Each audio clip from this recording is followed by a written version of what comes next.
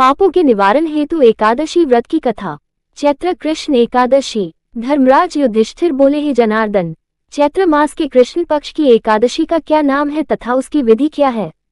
कृपा करके आप मुझे बताएं।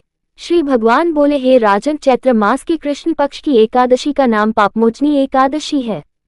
इसके व्रत के प्रभाव से मनुष्य के सभी पापों का नाश होता है।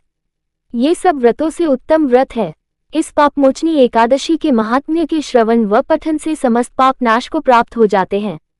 एक समय देवर्षि नारद जी ने जगत पिता ब्रह्मा जी से कहा, महाराज, आप मुझसे चैत्र मास के कृष्ण पक्ष की एकादशी विधान कहिए।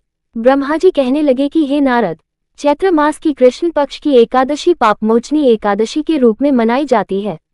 इस दिन भगवान विष्णु का पूजन किया जाता है। इसकी कथा के अनुसार प्राचीन समय में चित्ररथ नामक एक रमणीक वन था। इस वन में देवराज इंद्र गंधर्व कन्याओं तथा देवताओं सहित स्वच्छंद विहार करते थे। एक बार मेधावी नामक ऋषि भी वहां पर तपस्या कर रहे थे।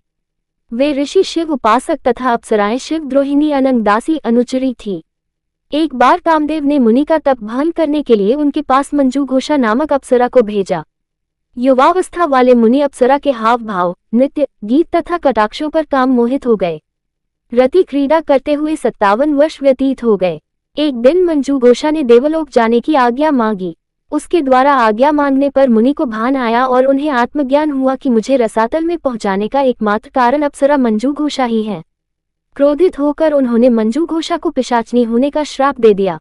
श्राप सुनकर मंजूघोषा ने कांपते हुए ऋषि से मुक्ति का उपाय पूछा। तब मुनिश्री ने पापमोचनी एकादशी का व्रत रखने को कहा और अप्सरा को मुक्ति का उपाय बताकर पिता च्यवन के आश्रम में चले गए। पुत्र के मुख से श्राप देने की बात सुनकर च्यवन ऋषि ने पुत्र की घोर निंदा की तथा उन्हें पापमोचनी चैत्र कृष्ण एकादशी का व्रत करने की आज्ञा दी। व्रत के प्रभाव से मंजूघोष अप्सरा पिशाचनी देह से मुक्त होकर देवलोक चली गई।